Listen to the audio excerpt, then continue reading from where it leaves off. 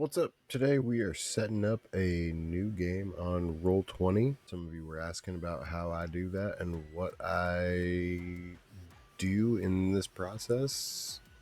How do I make my games? So here we go. Let's gonna dive in. First, we're gonna create a new game. Name our game this new game. And I always use the 5e by Roll20 sheet. To be honest, I don't even use the sheet. Thank you, Beyond 20 extension. See this little guy up here. It's my hero. But when you got all that picked up, we are going to launch the game. And from here, we got a bunch of blank everything. So this is our pages where we can create new pages. We'll go ahead and put 3 of them on there. I always like to start with my start screen. If you have a picture or something like that,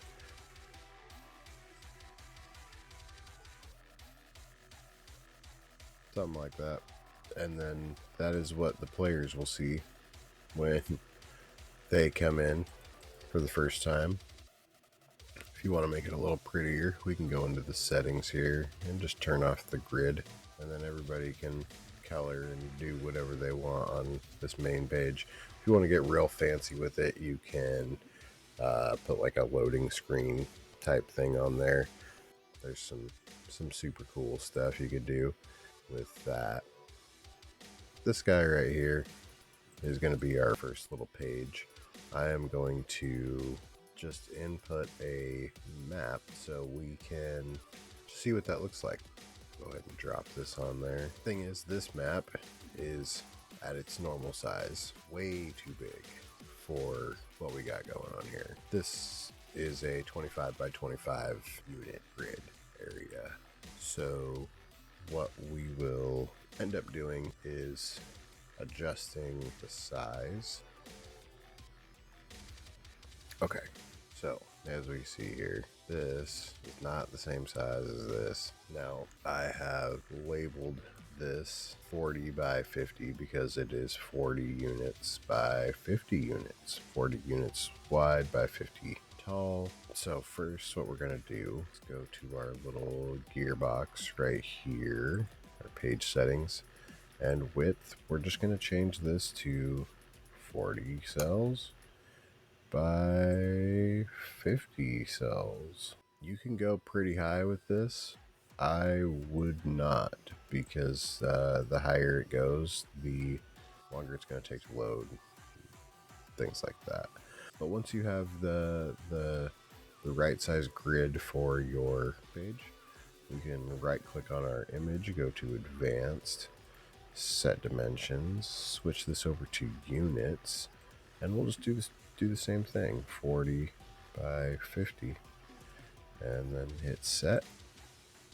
And now we are the size we need to be. But what happened to our grid?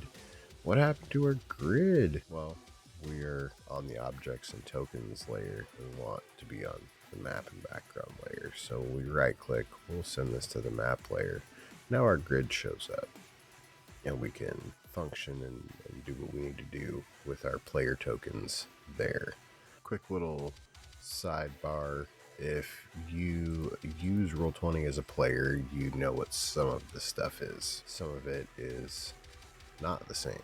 What we're going to do is we're going to hide areas, turn on fog of war. So then what we do is we can reveal areas. Say the party's over here, they can see all this stuff.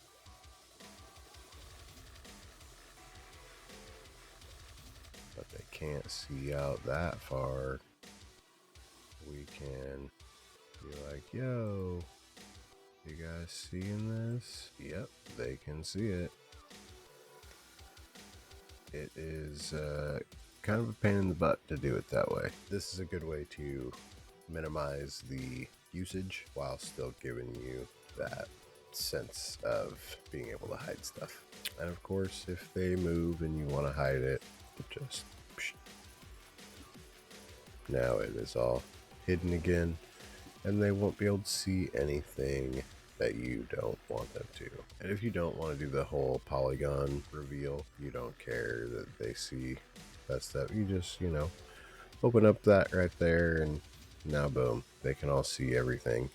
You can also shift click and drag, and it will align itself with the grids, so you don't need to worry about catching some stuff and not catching other stuff.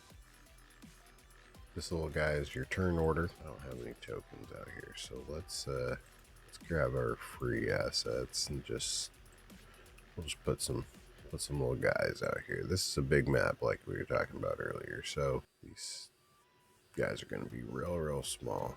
Do our heroes a favor. They can see that. Now they can see, oh no, we got this worm coming. Terrible news. What are we going to do? Well, we're going to roll some initiative. And we are just going to right click, add turn, and put the initiative. Say this guy we rolled a 7, we rolled a 9. Some bad initiatives for our heroes here. Except for this one. He got a 19. Bad guy over here, they're not that fast. They got a 9. We already have a 9, so we'll just do a 10. If you have multiple 9s, whatever, doesn't hurt nobody. Add turn. A worm's just gonna be real slow. He's gonna go last. But then we just hit our little gearbox here and descending order. So whoever's first will go first, and you work your way through the turn order, and that's how you can keep track there. Really pretty simple, not too complicated on here. With that Beyond 20 extension, you can create an encounter on D&D Beyond, hit start encounter with your characters loaded into the encounter on Beyond, and it will pop them right on over to your turn order on here. It'll save you a lot of time. You won't have to put in any of the initiatives. It'll do it all for you. If you're playing strictly on Roll20 though,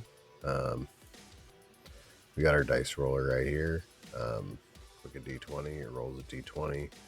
Advanced dice roller. The ruler's a cool little tool too. You can see how far away from things people are. Helps spellcasters a lot. And venturers that will want to maybe run away from these bad guys.